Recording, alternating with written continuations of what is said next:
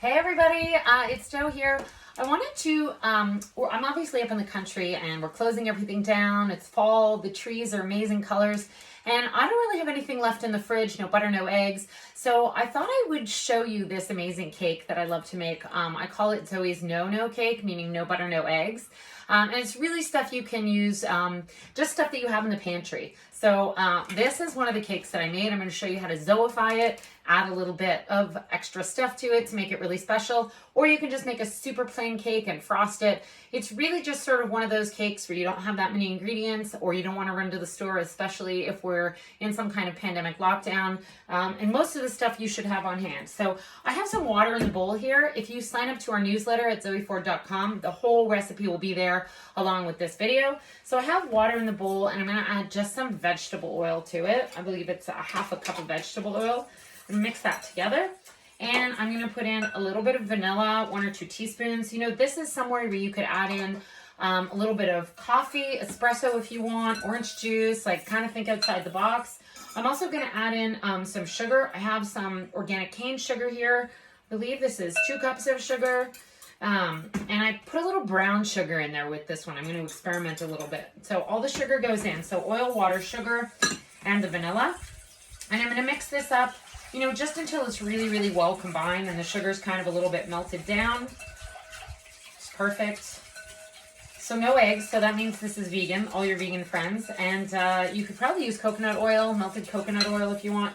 Okay, so in this bowl, I measured some flour. I have a 1/4 cup of cocoa powder in here, a pinch of salt. I have 2 teaspoons of baking soda. And I'm going to whisk this guy together just very quickly. And then I'm going to dump the dry ingredients into the wet ingredients. Make sure your oven is preheated to 350. And, you know, you can Zoify this by adding anything you want. Cocoa nibs, chocolate chips, fruits, nuts, anything you want, really. This is sort of a base for you to get creative with. So dry ingredients are going to go into the wet ingredients.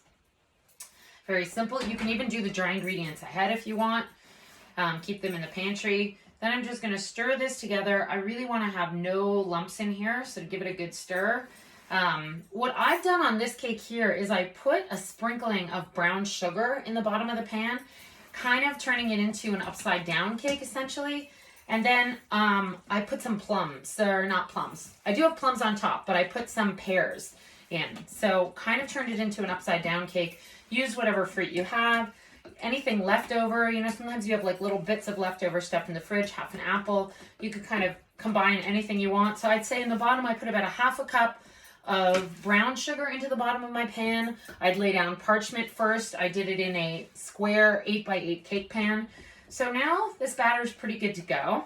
Looking very chocolatey. If you want it more chocolatey, you could always add more cocoa powder.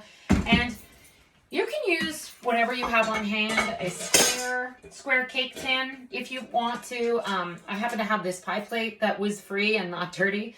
I have a little bit of butter here, so if not, you could probably use just some cooking spray in here. And I just want to really, if you're not going to use parchment paper, which I love to use because it ensures that nothing's going to stick.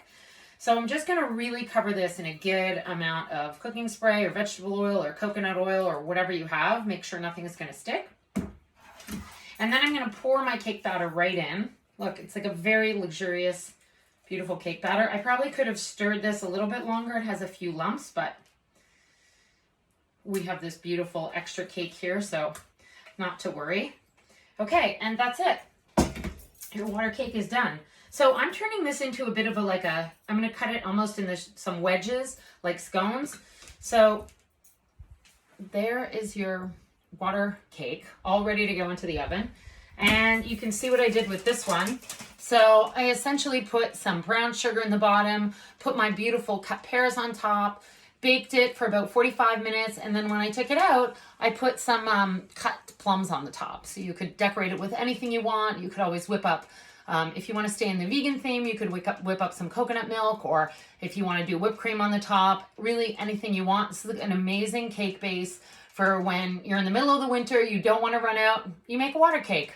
I hope you enjoy this, and check out everything we have going on at zoeford.com. Please subscribe to the newsletter. Keeps you informed of everything we have going on, gives you a link to the video, and lots of recipes. And we have so much new stuff coming out. And of course, if you want to order from the Zoe Ford Deli, just check out zoeford.com and make a water cake and tag Zoe Ford Montreal on Instagram. And I will see you guys next week when I will have some more fall recipes. Maybe we'll do some rough puff. Last week we did an apple tart. Rough puff is an amazing trick to have up your sleeve. So thanks, guys, and see you soon. Make some water cakes.